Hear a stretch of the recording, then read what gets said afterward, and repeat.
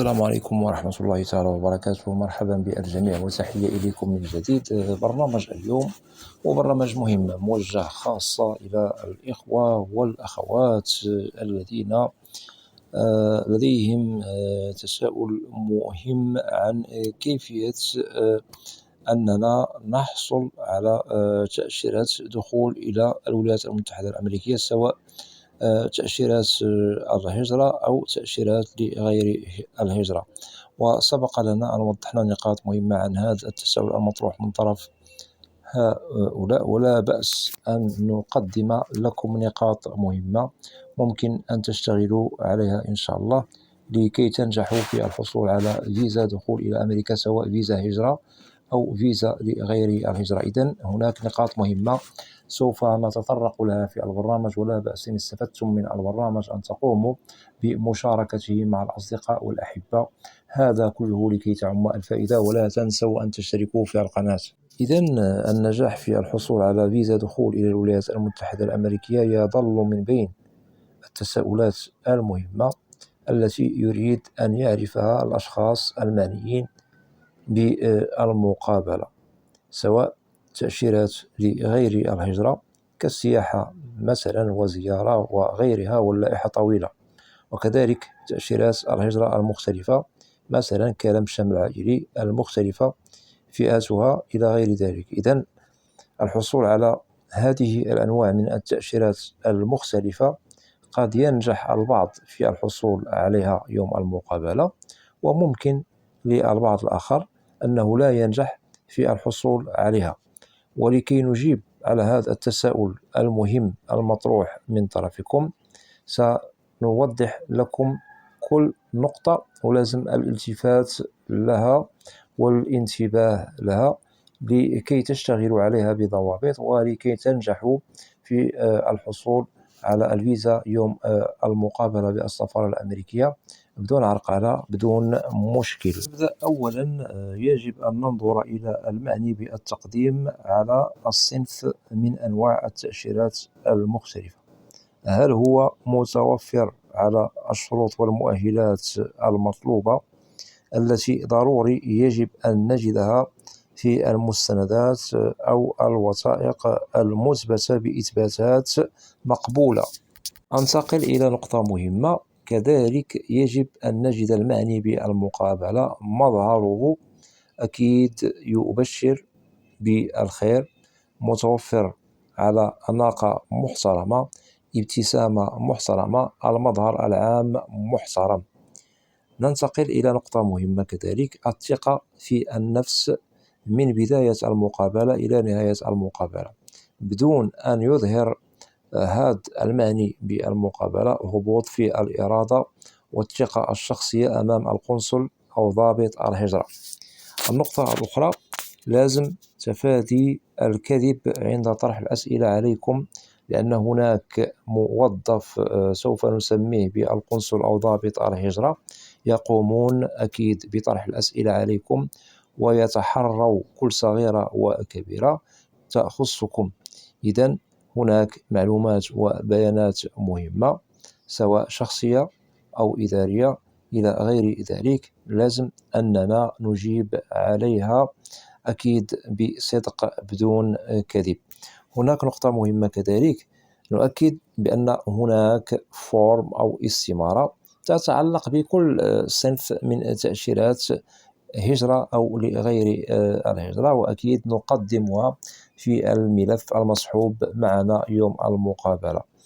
إذن بالنسبة لهذه الاستمارة فيها معلومات وبيانات تخصكم. إذن الأسئلة التي سوف تطرح عليكم هي في صلب هذه الاستمارة التي قمتم باصطحابها معكم يوم الموعد والمقابلة.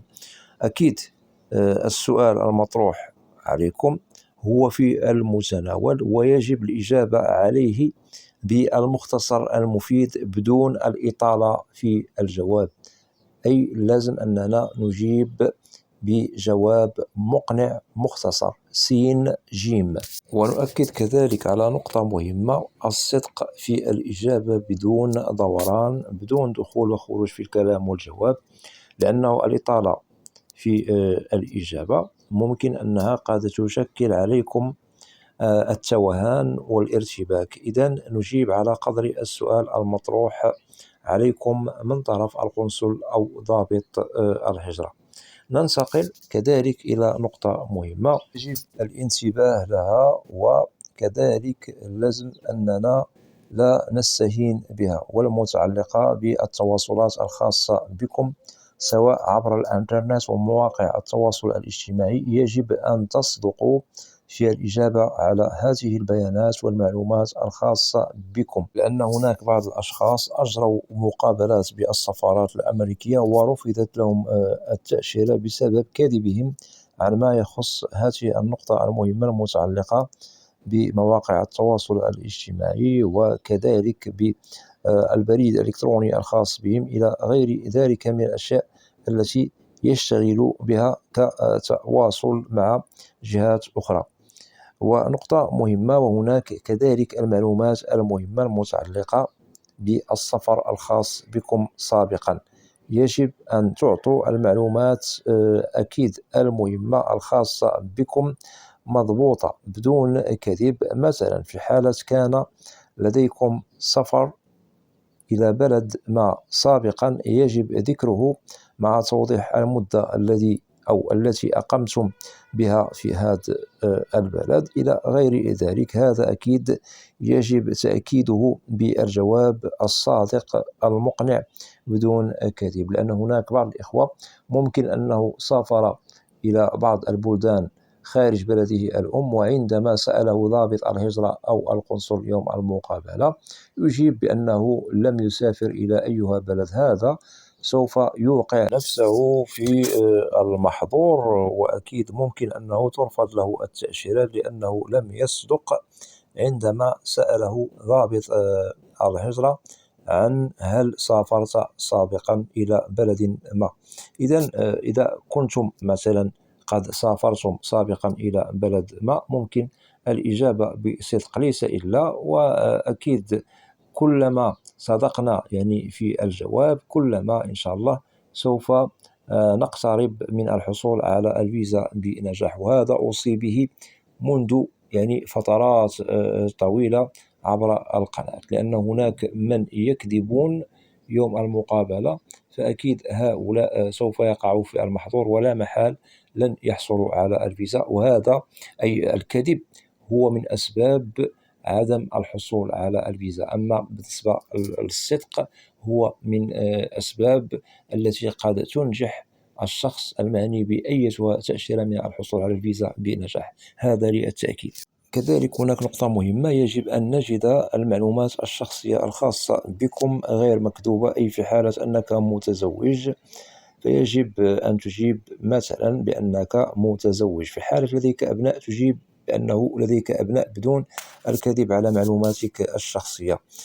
كذلك يجب توفر كل ما هو متعلق بالوضع المالي كالكفيل، أو أنك أنت من سوف تكفل نفسك بالولايات المتحدة.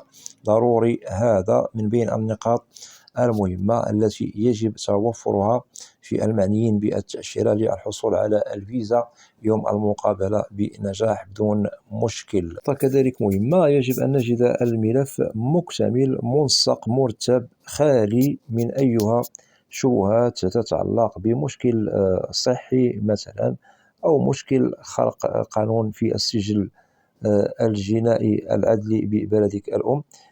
كذلك يجب التحضير ليوم المقابلة قبل وقتها لأجل الاستعداد لها بأريحية. نقطة مهمة كذلك أريد أن أشير لها، إذا أردتم أن تنجحوا في الحصول على الفيزا يوم المقابلة لازم التركيز والانتباه فقط للقنصل وضابط الهجرة بدون أننا نلتفت يمينا أو يسارا. التركيز دائما في وجه القنصل أو ضابط الهجرة. هذا أكيد يسهل عليكم استقبال السؤال بأريحية والإجابة عليه بأريحية.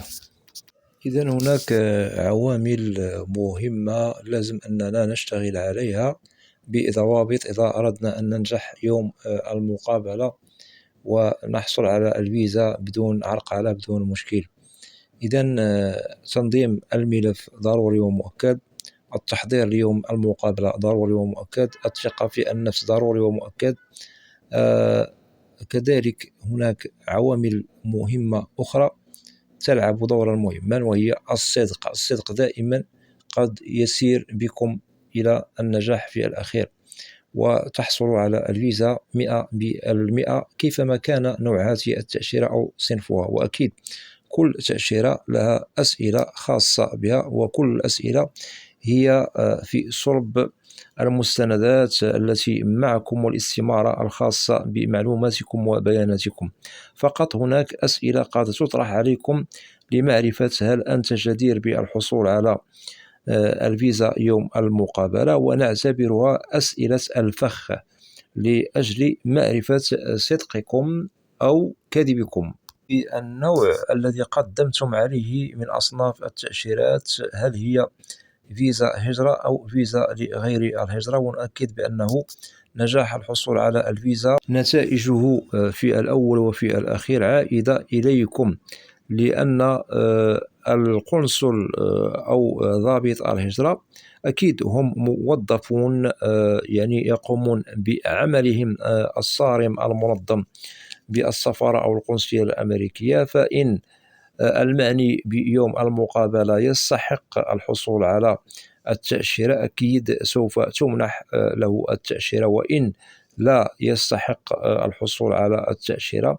فهنا لن تمنح له التأشيرة يوم المقابلة بالسفارة. ونؤكد بأن إجراءات يوم المقابلة يجب احترامها، يجب احترام إجراءاتها، وإن شاء الله نضمن لكم الحصول على الفيزا بنجاح. واعلموا بأن إجراءات كل تأشيرة سوف نجد وقتا يخص كل قانون متعلق بتأشيرة باسمها أو صنفها، سواء فيزا للهجرة أو لغير الهجرة. هذا للتأكيد. المهم لازم أن نعتبر هذه المقابلة هي كجلسة مثلا مع شخص قريب من العائلة أو صديق إلى غير ذلك، ولكن دائما نؤكد في ذهننا وفي أنفسنا بأننا أمام ضابط الهجرة أو أمام قنصل بسفارة أمريكية أو قنصلية الأمريكية، ولازم أننا نحترم هذه الجلسة على قدر يعني المستطاع. إذن في حالة أننا لدينا ثقة وكذلك لدينا اهتمام بإجراءات مقابلتنا، إن شاء الله سوف تمر بخير وسلام. ونؤكد لازم اجتناب القلق، الحيرة، الخوف. هذا قد يشكل عليكم مشكل، لأن الخوف والقلق والحيرة يوم الموعد والمقابلة قد تشكل عليكم مشكل في عدم الحصول على التأشيرة، لأنها قد تسبب الارتباك إلى غير ذلك. هذا نؤكد عليه. إذن ندع الخوف والقلق والحيرة جانبا، وننتبه لإجراءات مقابلتنا بنظام، وإن شاء الله نضمن لكم الحصول على الفيزا بنجاح. إذا وضحنا لكم كل النقاط المهمة المسطورة أكيد وكأسرار عن كيفية النجاح في الحصول على تأشيرات دخول إلى الولايات المتحدة الأمريكية. إذا اشتغلوا على كل ما هو وضحناه لكم في البرنامج، وإن شاء الله سوف تنجحوا، وسوف إن شاء الله تحققوا المبتغى والمراد للحصول على الفيزا بنجاح. ونتمنى لكم جميعكم ذلك، وأتمنى من الإخوة والأخوات الذين لا زالوا لم يشتركوا في القناة أدعوكم للاشتراك في القناة وتفعيل زر الجرس ليصل إليكم كل جديد. ولا تنسوا أن تدعمونا دائما بلايك لكي نصل إلى أكبر نسبة من المشاهدة. وبالنسبة للقناة محتواها كامل وشامل عن الهجرة والمهاجر إلى الولايات المتحدة الأمريكية بشكل عام وكتعريف. وإذا لديكم أسئلة ممكن طرحها كتعليق، وسوف تجد الإجابة عبر البرنامج المعروف في القناة، برنامج أسئلة وأجوبة، لأنني لا أستثني منكم أحدا. وأود أن أشكر جزيل الشكر كل الإخوة والأخوات الذين يقومون بوضع تعاليق محترمة بالقناة. مرحبا بكم جميعا بأسمائكم، وإلى لقاء قريب بإذن الله، والسلام عليكم ورحمة الله تعالى وبركاته.